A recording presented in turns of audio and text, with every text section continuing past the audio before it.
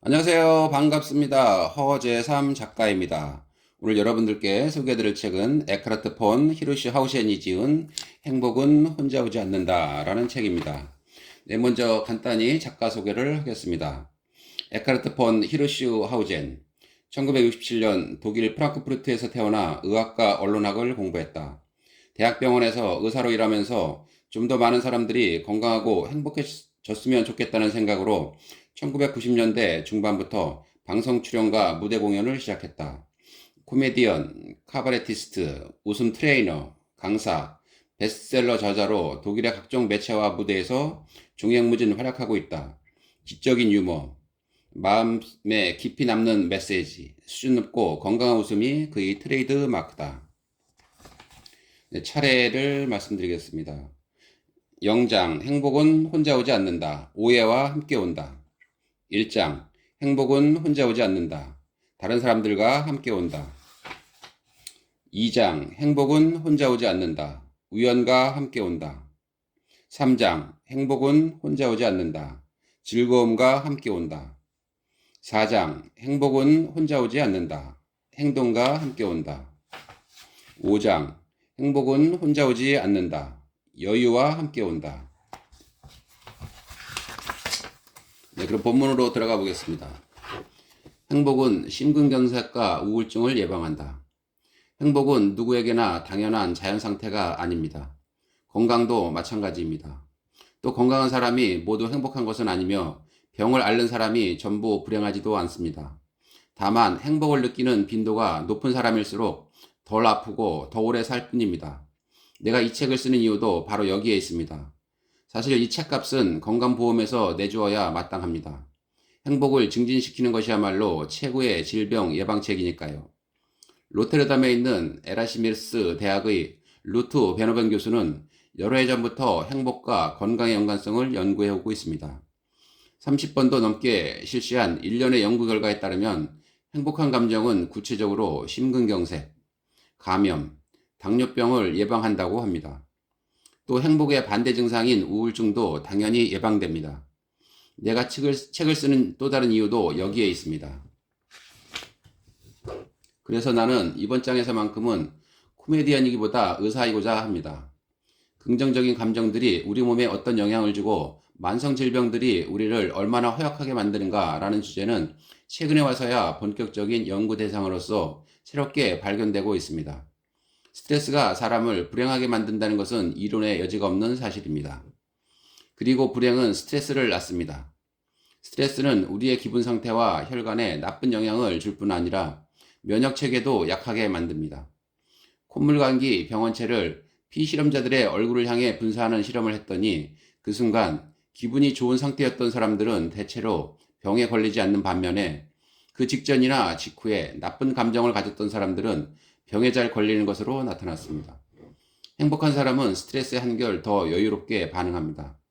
그런 사람들은 대체로 건강한 라이프 스타일을 갖고 있기 마련입니다. 이를테면 체중 조절도 잘하고 운동도 더 많이 하고 술과 담배도 책임감 있게 잘 절제합니다. 더 나아가서 기쁨과 행복은 신체 전반을 활성화시키고 더 나은 상태로 만듭니다. 반면에 불행한 사람에게는 신체 활동이 저하되고 질병에도 쉽게 노출되는 등 정반대의 현상이 관찰됩니다. 긍정적인 마음 상태가 이미 중병에 걸린 사람의 수명을 더 연장시켜 주기는 힘들겠지만 삶의 질을 더 높여줄 거라는 점은 분명해 보입니다. 이런 의미에서 루트 베너벤 교수는 개인의 행복감을 키워주는 사회복지 정책이 절실히 필요하다고 역설합니다. 이런 정책이 시행되면 사람들은 스트레스를 없애고 더 많은 행복을 느끼는 데 필요한 정보들을 쉽게 얻을 수 있을 뿐만 아니라 그와 관련된 지침이나 훈련법에 대한 인내도 효과적으로 받을 수 있습니다. 그러면 질병을 앓는 사람들의 숫자가 점차 줄어들 것이고 여기에 절약된 치료 비용은 예방의 질을 더 높이기 위해 사용할 수 있게 됩니다. 하지만 이런 것들이 과연 최근에 제기된 새로운 요구일까요? 기쁨을 늘리고 고통을 줄인다는 유용한 생활 철학은 불교나 히포크라트 산사에서도 이미 찾아볼 수 있습니다. 나는 이 책도 그런 생활 철학의 일부로 이해합니다. 이 책이 당신을 행복하게 만들어줄 수 있다면 물론 더없이 기쁘겠지만 당신이 더 이상 자신을 실제보다 더 불안하게 생각하지 않게만 되더라도 나는 그것을 더없이 큰 효과라고 봅니다. 이것은 샐러드를 먹는 것과도 비슷합니다. 샐러드가 건강한 이유는 수북히 쌓인 샐러드를 먹는 동안 건강하지 않은 다른 것들을 뱃속에 집어넣지 못하기 때문입니다. 많이 웃으면 살이 빠지는 것도 같은 이유지요. 웃을 때 칼로리가 많이 소모되어서가 아니라 웃는 동안에는 아무것도 먹을 수 없어서 그렇습니다. 이것을 철학적으로 말해서 행복은 불행의 부재라고 합니다. 쇼펜하우어의 말인데 걱정할 필요는 없습니다. 이 책은 쇼펜하우어보다는 훨씬 더 낙관적이니까요. 수명을 연장하는 최고의 비법은 사실 전혀 대단한 비밀이 아니고 오히려 놀라울 정도로 평범합니다. 수면을 단축시킨다고 증명된 모든 것들을 버리면 됩니다. 금연하고 과음, 과식을 삼가고 자신과 남을 즐거운 마음으로 대하는 사람은 각종 위험 요인들을 수집하고 이 수집품들을 철저히 관리하기 위해 온갖 노력을 다하는 사람보다 최소한 14년은 더 오래 삽니다. 암에 걸릴 확률이 가장 높은 집단인 흡연자들에게는 브로콜리가 최대의 항암 효과를 갖는 게 분명하지만 비흡연자에게도 그렇게 큰 항암 효과를 갖는지는 증명하기 어렵습니다. 그렇다고 브로콜리를 즐겨 먹는 비흡연자들에게 당장 담배를 피우라거나 브로콜리를 끊으라는 말은 아닙니다. 당신이 결코 알고 싶어 하지만 이미 알고 있는 행복의 7가지 진실. 하나, 사람들은 불행을 원한다. 의사라면 누구나 알고 있는 사실입니다. 우울증 환자는 증상이 호전되면 오히려 상태가 더 나빠진다는 걸 말입니다. 그리고 피약증 환자는 고통을 당하지 않으면 더 고통스럽습니다. 싱글들에게 파트너가 없는 이유가 뭔지 아십니까? 행복하기를 원해서 그렇습니다. 우리는 뜨뜻미지근한 감정보다는 차라리 고통을 더 좋아하는 것 같습니다. 밀려왔다가 사라지는 고통. 이것은 여자들이 늘 자신의 발치수보다 조금 작은 구두를 사는 이유도 설명해 줍니다. 저녁에 구슬을 벗을 때 썰물처럼 고통이 사라지는 스스로 통제가 가능한 행복의 순간을 위해서죠.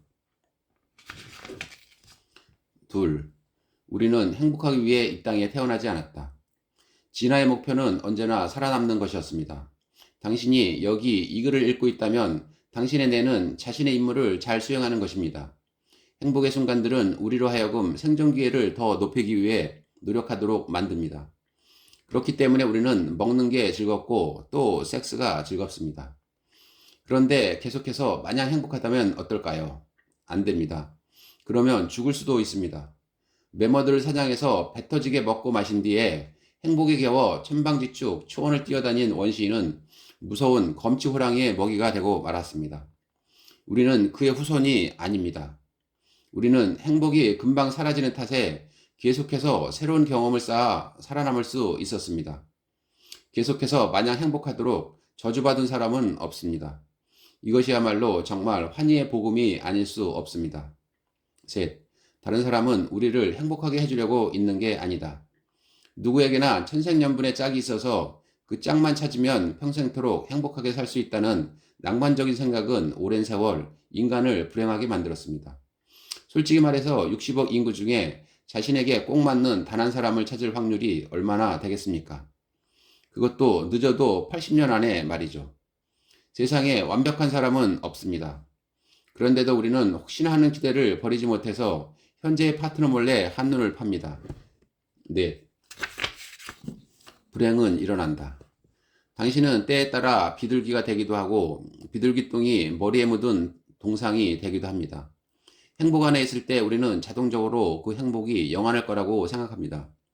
그러나 행복은 언제나 왔다가 다시 갑니다.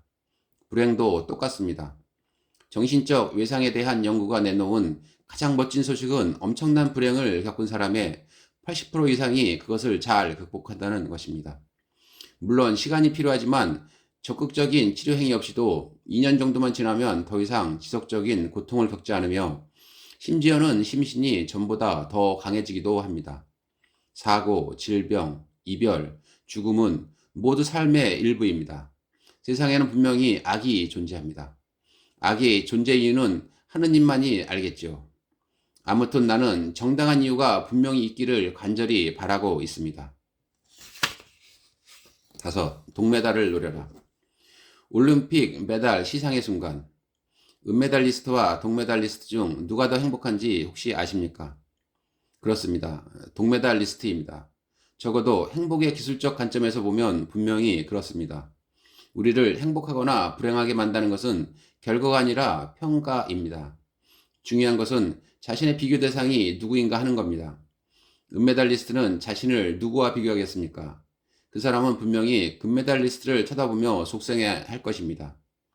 0.03초만 빨라서도 금메달을 목에 걸었을 텐데 라고 하면서 말이죠.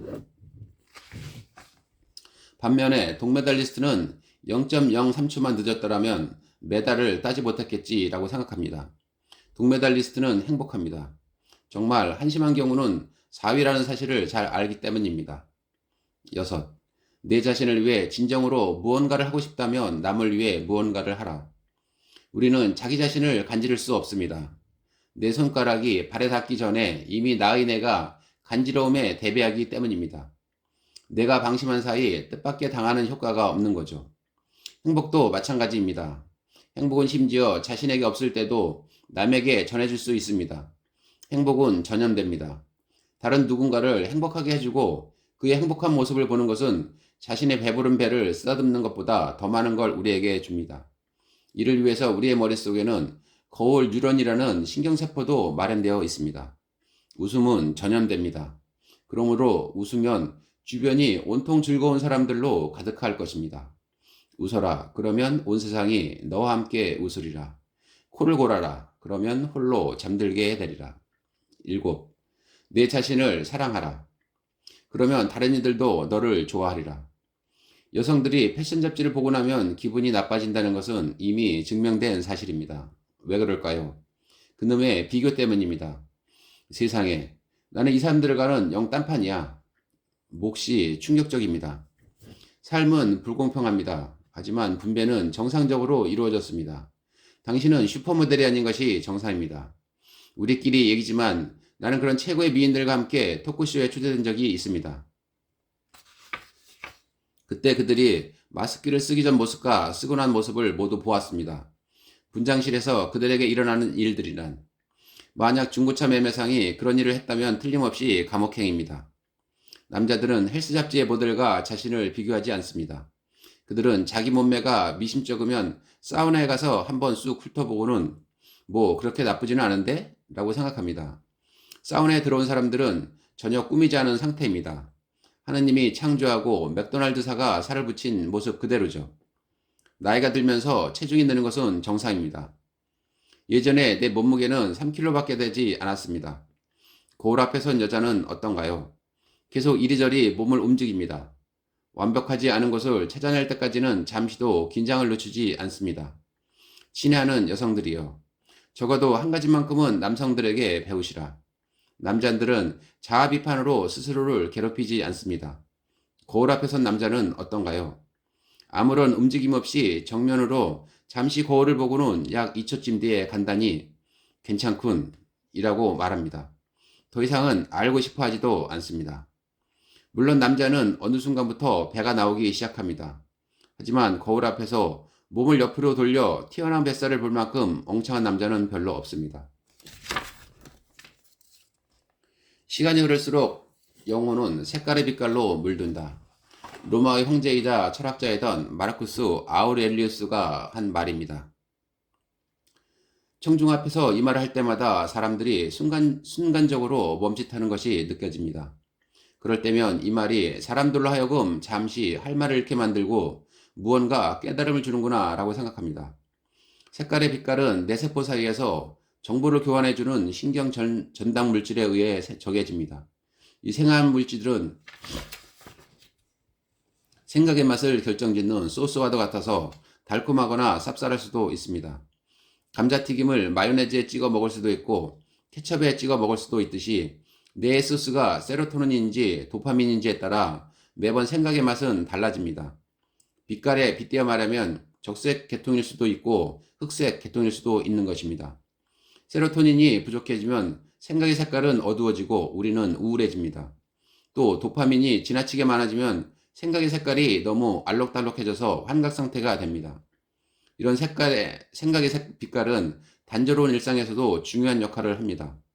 세상을 느끼는 방식은 그 순간 나의 상태에 따라 크게 달라집니다. 생각의 색깔은 우리의 현재만이 아니라 과거와 미래까지도 결정합니다. 우리의 뇌에는 모든 것을 잘 정리하여 저장해두는 단단한 금고 같은 것이 존재하지 않습니다. 우리 뇌는 끊임없이 바뀌고 적응하는 살아있는 네트워크입니다.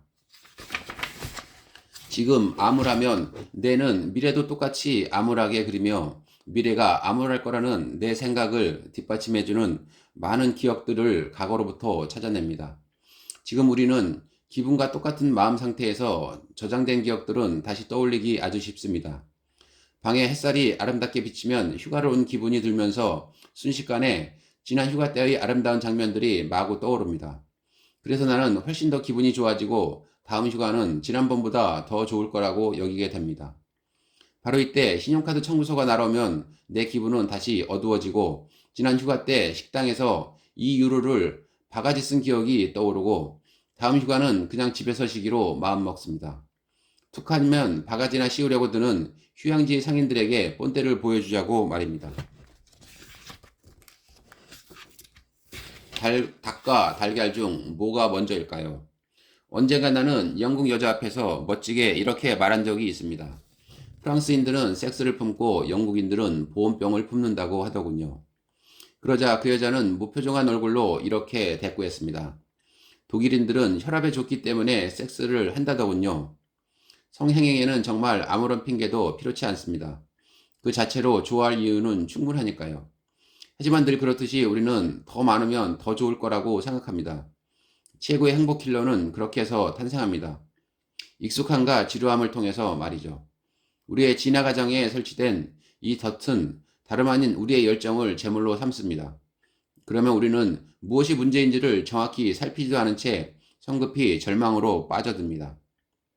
쾌락이 어떻게 절망으로 바뀌는지를 알고 싶다면 계속해서 읽어나가시기 바랍니다.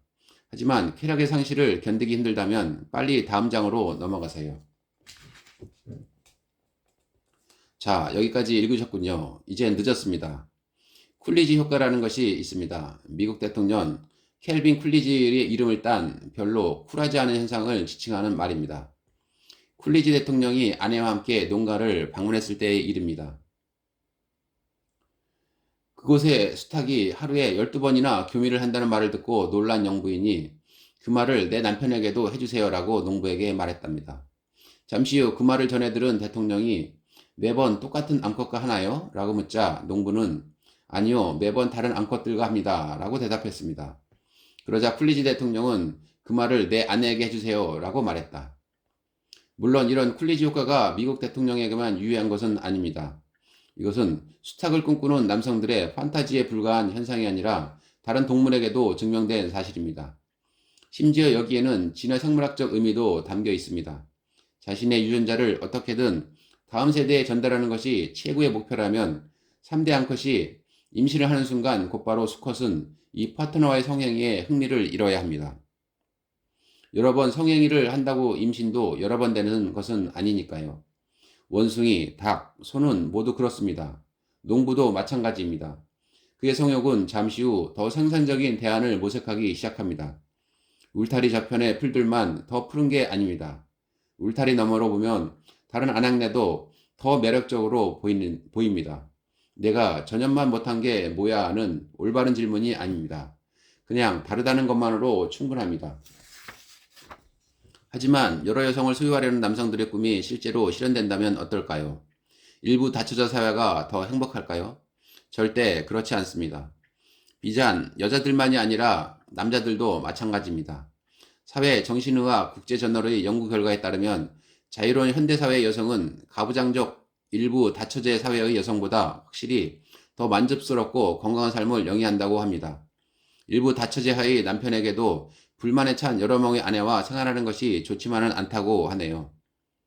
게다가 한 사회에서 남녀의 수는 항상 비슷하므로 여러 명의 아내를 소유하는 남자는 소수에 불과할 테고 다수의 남자들은 아내를 한 명도 갖지 못할 것입니다. 그러므로 자세히 들여다보면 일부 다처제는 여성에게보다 남성에게 더 적대적인 제도입니다. 하지만 인간은 생물학적 특성에 수동적으로만 종속된 존재가 아닙니다. 인간은 능동적인 습관의 노예이기도 합니다. 뜨거운 구의 단계에서야 무슨 짓을 못하겠습니까? 첫 데이트에 추리닝 차림으로 나오는 사람을 본 적이 있습니까? 하지만 조금만 친해지고 나면 금방 느슨한 복종으로 돌아갑니다. 편안한 분위기는 따뜻하기는 해도 뜨거워지지는 않습니다. 열정은 충분히 달아오르지도 않았는데 식어버립니다. 처음에는 곧잘 침대로 커피를 가져주던 사람이 몇 달만 지나면 이렇게 말합니다. 잠자리에서 꼭 아침을 먹어야겠으면 그냥 부엌에서 자. 어떤 영화의 결혼식을 막 끝낸 신부가 교회 앞에서 꽃다발을 던지며 이렇게 외치는 장면이 나옵니다. 이제 다시는 다이어트 안 해.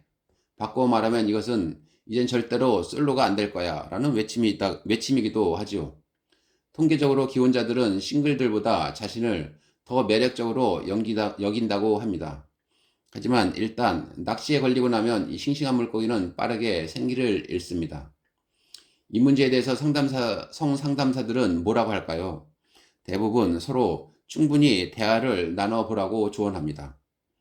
하지만 행복한 결혼 생활의 비밀을 풀기 위해 20년이 넘게 이 문제를 탐구해온 워싱턴 대학의 심리학자 존 카트맨 교수는 이런 무조건적이고 요구적인 대화에 대해 상당히 회의적입니다. 평생을 행복하게 함께 지내는 커플들을 보면 오히려 모든 걸 털어놓지 않고 비밀을 간직하는 타입들이 많다. 네, 오늘은 이상 마치고요. 저는 다음 시간에 더 좋은 책으로 찾아뵙겠습니다. 여러분 이 책을 구입해서 더 나은 행복을 찾아가시기 바라겠습니다. 오늘은 여기까지 마치겠습니다. 네, 감사합니다.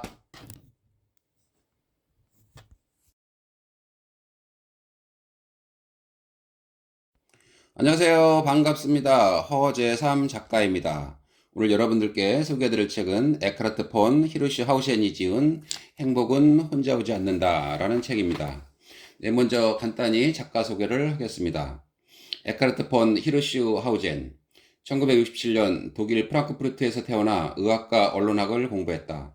대학병원에서 의사로 일하면서 좀 더 많은 사람들이 건강하고 행복해졌으면 좋겠다는 생각으로 1990년대 중반부터 방송 출연과 무대 공연을 시작했다.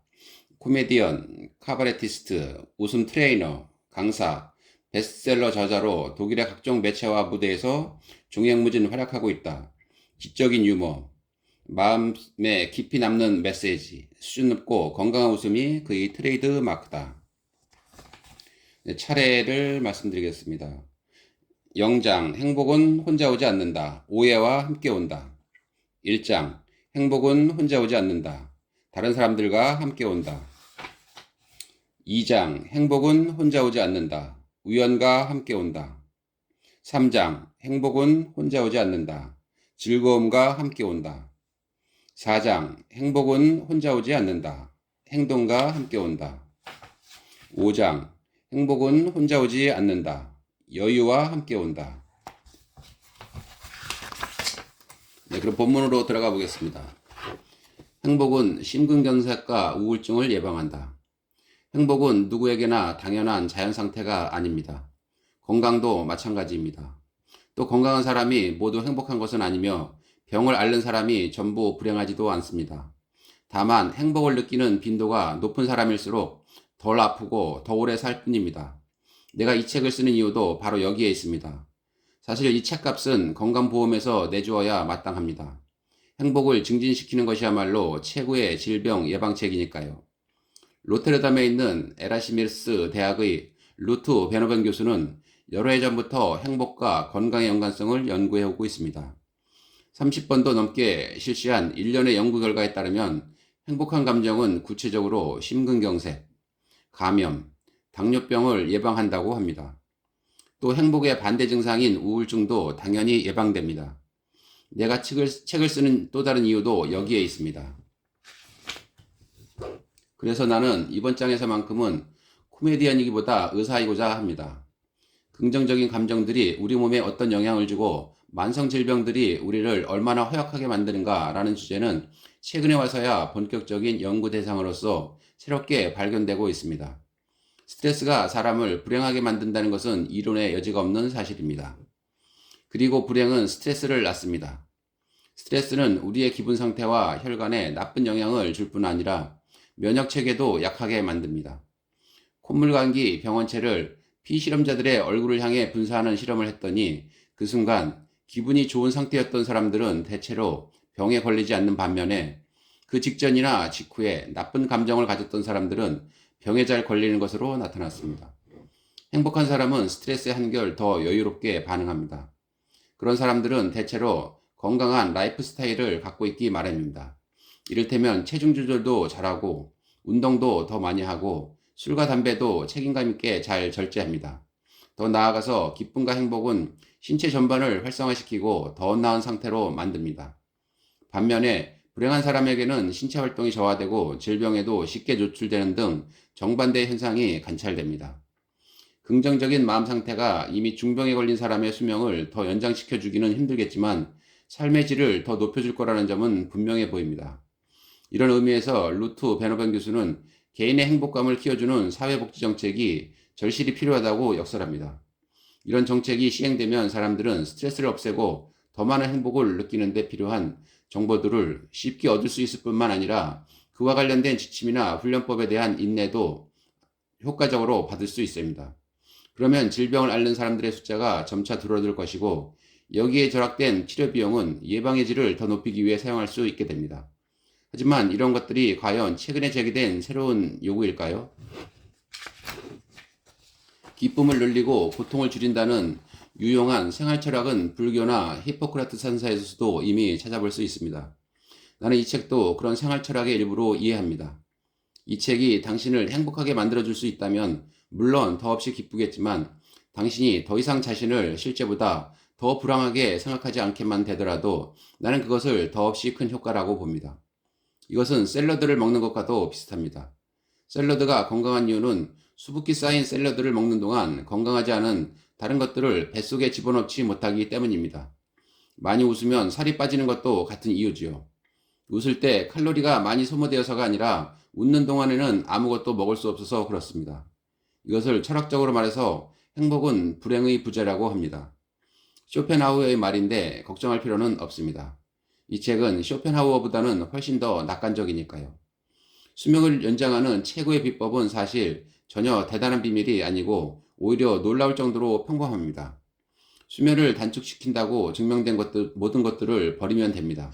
금연하고 과음, 과식을 삼가고 자신과 남을 즐거운 마음으로 대하는 사람은 각종 위험 요인들을 수집하고 이 수집품들을 철저히 관리하기 위해 온갖 노력을 다하는 사람보다 최소한 14년은 더 오래 삽니다.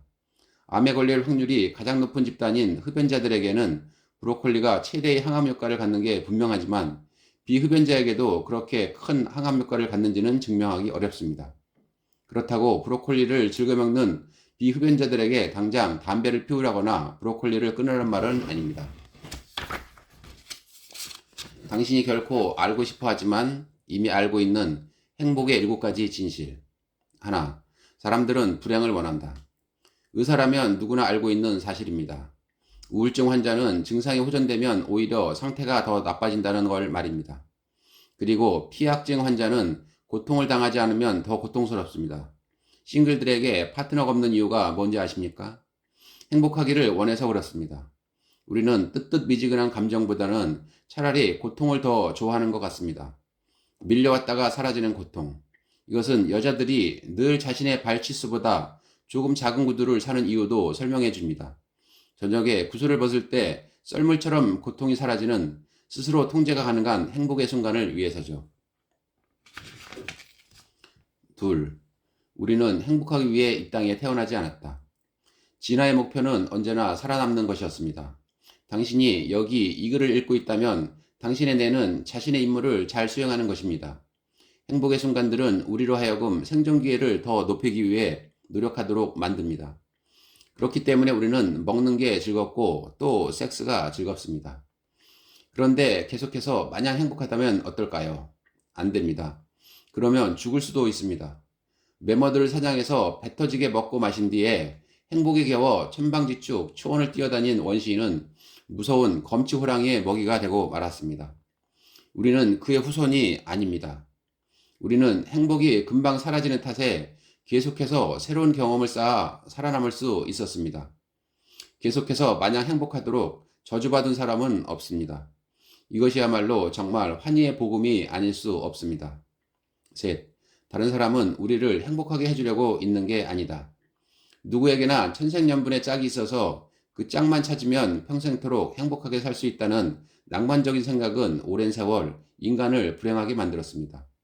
솔직히 말해서 60억 인구 중에 자신에게 꼭 맞는 단 한 사람을 찾을 확률이 얼마나 되겠습니까?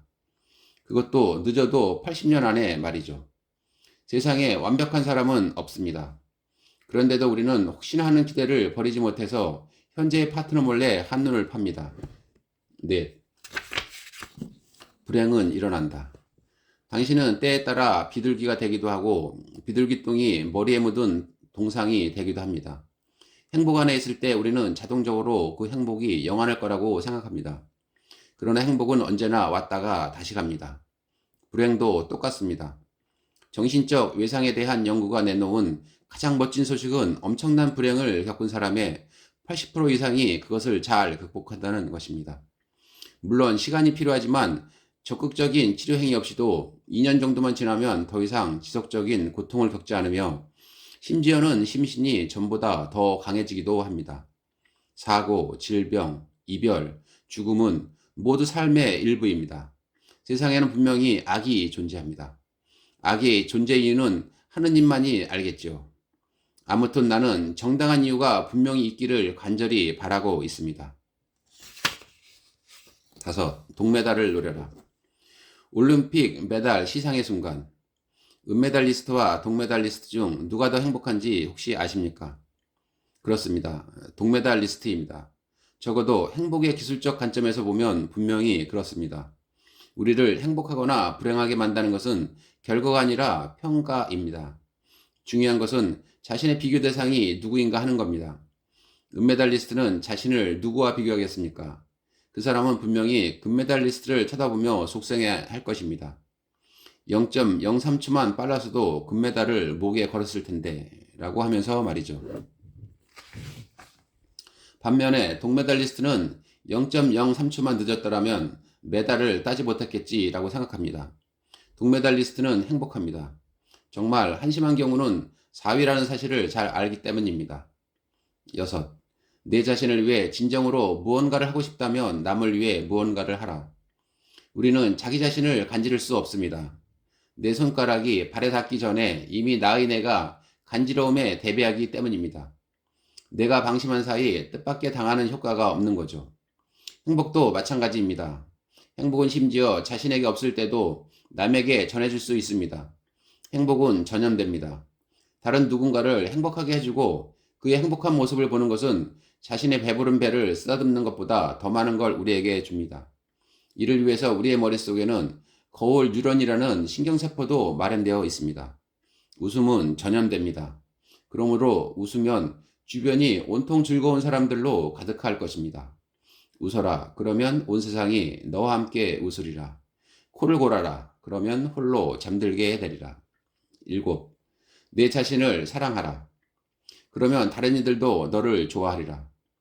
여성들이 패션 잡지를 보고 나면 기분이 나빠진다는 것은 이미 증명된 사실입니다. 왜 그럴까요? 그놈의 비교 때문입니다. 세상에, 나는 이 사람들과는 영 딴판이야. 몫이 충격적입니다. 삶은 불공평합니다. 하지만 분배는 정상적으로 이루어졌습니다. 당신은 슈퍼모델이 아닌 것이 정상입니다. 우리끼리 얘기지만 나는 그런 최고의 미인들과 함께 토크쇼에 초대된 적이 있습니다. 그때 그들이 마스크를 쓰기 전 모습과 쓰고 난 모습을 모두 보았습니다. 분장실에서 그들에게 일어나는 일들이란 만약 중고차 매매상이 그런 일을 했다면 틀림없이 감옥행입니다. 남자들은 헬스 잡지의 모델과 자신을 비교하지 않습니다. 그들은 자기 몸매가 미심쩍으면 사우나에 가서 한번 쑥 훑어보고는 뭐 그렇게 나쁘지는 않은데? 라고 생각합니다. 사우나에 들어온 사람들은 전혀 꾸미지 않은 상태입니다. 하느님이 창조하고 맥도날드사가 살을 붙인 모습 그대로죠. 나이가 들면서 체중이 느는 것은 정상입니다. 예전에 내 몸무게는 3kg밖에 되지 않았습니다. 거울 앞에 선 여자는 어떤가요? 계속 이리저리 몸을 움직입니다. 완벽하지 않은 것을 찾아낼 때까지는 잠시도 긴장을 늦추지 않습니다. 친애하는 여성들이여. 적어도 한 가지만큼은 남성들에게 배우시라. 남자들은 자아 비판으로 스스로를 괴롭히지 않습니다. 거울 앞에 선 남자는 어떤가요? 아무런 움직임 없이 정면으로 잠시 거울을 보고는 약 2초쯤 뒤에 간단히 괜찮군 이라고 말합니다. 더 이상은 알고 싶어 하지도 않습니다. 물론 남자는 어느 순간부터 배가 나오기 시작합니다. 하지만 거울 앞에서 몸을 옆으로 돌려 튀어나온 뱃살을 볼 만큼 엉청한 남자는 별로 없습니다. 시간이 흐를수록 영혼은 색깔의 빛깔로 물든다. 로마의 황제이자 철학자이던 마르쿠스 아우렐리우스가 한 말입니다. 청중 앞에서 이 말을 할 때마다 사람들이 순간적으로 멈칫하는 것이 느껴집니다. 그럴 때면 이 말이 사람들로 하여금 잠시 할 말을 잃게 만들고 무언가 깨달음을 주는구나 라고 생각합니다. 색깔의 빛깔은 내 세포 사이에서 정보를 교환해주는 신경 전달 물질에 의해 정해집니다. 이 생화한 물질들은 생각의 맛을 결정짓는 소스와도 같아서 달콤하거나 쌉쌀할 수도 있습니다. 감자튀김을 마요네즈에 찍어 먹을 수도 있고 케첩에 찍어 먹을 수도 있듯이 내 소스가 세로토닌인지 도파민인지에 따라 매번 생각의 맛은 달라집니다. 빛깔에 빗대어 말하면 적색 계통일 수도 있고 흑색 계통일 수도 있는 것입니다. 세로토닌이 부족해지면 생각의 색깔은 어두워지고 우리는 우울해집니다. 또 도파민이 지나치게 많아지면 생각의 색깔이 너무 알록달록해져서 환각 상태가 됩니다. 이런 생각의 빛깔은 단조로운 일상에서도 중요한 역할을 합니다. 세상을 느끼는 방식은 그 순간 나의 상태에 따라 크게 달라집니다. 생각의 색깔은 우리의 현재만이 아니라 과거와 미래까지도 결정합니다. 우리의 뇌에는 모든 것을 잘 정리하여 저장해두는 단단한 금고 같은 것이 존재하지 않습니다. 우리 뇌는 끊임없이 바뀌고 적응하는 살아있는 네트워크입니다. 지금 암울하면 뇌는 미래도 똑같이 암울하게 그리며 미래가 암울할 거라는 내 생각을 뒷받침해주는 많은 기억들을 과거로부터 찾아냅니다. 지금 우리는 기분과 똑같은 마음 상태에서 저장된 기억들은 다시 떠올리기 아주 쉽습니다. 방에 햇살이 아름답게 비치면 휴가를 온 기분이 들면서 순식간에 지난 휴가 때의 아름다운 장면들이 마구 떠오릅니다. 그래서 나는 훨씬 더 기분이 좋아지고 다음 휴가는 지난번보다 더 좋을 거라고 여기게 됩니다. 바로 이때 신용카드 청구서가 날아오면 내 기분은 다시 어두워지고 지난 휴가 때 식당에서 2유로를 바가지 쓴 기억이 떠오르고 다음 휴가는 그냥 집에서 쉬기로 마음먹습니다. 툭하면 바가지나 씌우려고 드는 휴양지 상인들에게 본때를 보여주자고 말입니다. 닭과 달걀 중 뭐가 먼저일까요? 언젠가 나는 영국 여자 앞에서 멋지게 이렇게 말한 적이 있습니다. 프랑스인들은 섹스를 품고 영국인들은 보온병을 품는다고 하더군요. 그러자 그 여자는 무표정한 얼굴로 이렇게 대꾸했습니다. 독일인들은 혈압에 좋기 때문에 섹스를 한다더군요. 성행위에는 정말 아무런 핑계도 필요치 않습니다. 그 자체로 좋아할 이유는 충분하니까요. 하지만 늘 그렇듯이 우리는 더 많으면 더 좋을 거라고 생각합니다. 최고의 행복 킬러는 그렇게 해서 탄생합니다. 익숙함과 지루함을 통해서 말이죠. 우리의 진화 과정에 설치된 이 덫은 다름 아닌 우리의 열정을 제물로 삼습니다. 그러면 우리는 무엇이 문제인지를 정확히 살피지도 않은 채 성급히 절망으로 빠져듭니다. 쾌락이 어떻게 절망으로 바뀌는지를 알고 싶다면 계속해서 읽어나가시기 바랍니다. 하지만 쾌락의 상실을 견디기 힘들다면 빨리 다음 장으로 넘어가세요. 자, 여기까지 읽으셨군요. 이제 늦었습니다. 쿨리지 효과라는 것이 있습니다. 미국 대통령 켈빈 쿨리지의 이름을 딴 별로 쿨하지 않은 현상을 지칭하는 말입니다. 쿨리지 대통령이 아내와 함께 농가를 방문했을 때의 일입니다. 그곳에 수탉이 하루에 12번이나 교미를 한다는 말을 듣고 놀란 영부인이 그 말을 내 남편에게도 해주세요라고 농부에게 말했답니다. 잠시 후 그 말을 전해 들은 대통령이 매번 똑같은 암컷과 하나요? 라고 묻자 농부는 아니요, 매번 다른 암컷들과 합니다. 라고 대답했습니다. 그러자 쿨리지 대통령은 그 말을 내 아내에게 해주세요. 라고 말했다. 물론 이런 쿨리지 효과가 미국 대통령에게만 유의한 것은 아닙니다. 이것은 수탉을 꿈꾸는 남성들의 판타지에 불과한 현상이 아니라 다른 동물에게도 증명된 사실입니다. 심지어 여기에는 진화 생물학적 의미도 담겨 있습니다. 자신의 유전자를 어떻게든 다음 세대에 전달하는 것이 최고의 목표라면 3대 암컷이 임신을 하는 순간 곧바로 수컷은 이 파트너와의 성행위에 흥미를 잃어야 합니다. 여러 번 성행위를 한다고 임신도 여러 번 되는 것은 아니니까요. 원숭이, 닭, 소는 모두 그렇습니다. 농부도 마찬가지입니다. 그의 성욕은 잠시 후 더 생산적인 대안을 모색하기 시작합니다. 울타리 저편의 풀들만 더 푸른 게 아닙니다. 울타리 너머로 보면 다른 안악내도 더 매력적으로 보입니다. 내가 전염만 못한 게 뭐야 하는 올바른 질문이 아닙니다. 그냥 다르다는 것만으로 충분합니다. 하지만 여러 여성을 소유하려는 남성들의 꿈이 실제로 실현된다면 어떨까요? 일부 다처자 사회가 더 행복할까요? 절대 그렇지 않습니다. 비단 여자들만이 아니라 남자들도 마찬가지입니다. 사회 정신의학 국제저널의 연구 결과에 따르면 자유로운 현대사회의 여성은 가부장적 일부 다처제 사회의 여성보다 확실히 더 만족스럽고 건강한 삶을 영위한다고 합니다. 일부 다처제하의 남편에게도 불만에 찬 여러 명의 아내와 생활하는 것이 좋지만은 않다고 하네요. 게다가 한 사회에서 남녀의 수는 항상 비슷하므로 여러 명의 아내를 소유하는 남자는 소수에 불과할 테고 다수의 남자들은 아내를 한 명도 갖지 못할 것입니다. 그러므로 자세히 들여다보면 일부 다처제는 여성에게보다 남성에게 더 적대적인 제도입니다. 하지만 인간은 생물학적 특성에 수동적으로만 종속된 존재가 아닙니다. 인간은 능동적인 습관의 노예이기도 합니다. 뜨거운 구의 단계에서야 무슨 짓을 못하겠습니까? 첫 데이트에 추리닝 차림으로 나오는 사람을 본 적이 있습니까? 하지만 조금만 친해지고 나면 금방 느슨한 복종으로 돌아갑니다. 편안한 분위기는 따뜻하기는 해도 뜨거워지지는 않습니다. 열정은 충분히 달아오르지도 않았는데 식어버립니다. 처음에는 곧잘 침대로 커피를 가져주던 사람이 몇 달만 지나면 이렇게 말합니다. 잠자리에서 꼭 아침을 먹어야겠으면 그냥 부엌에서 자. 어떤 영화의 결혼식을 막 끝낸 신부가 교회 앞에서 꽃다발을 던지며 이렇게 외치는 장면이 나옵니다. 이제 다시는 다이어트 안 해.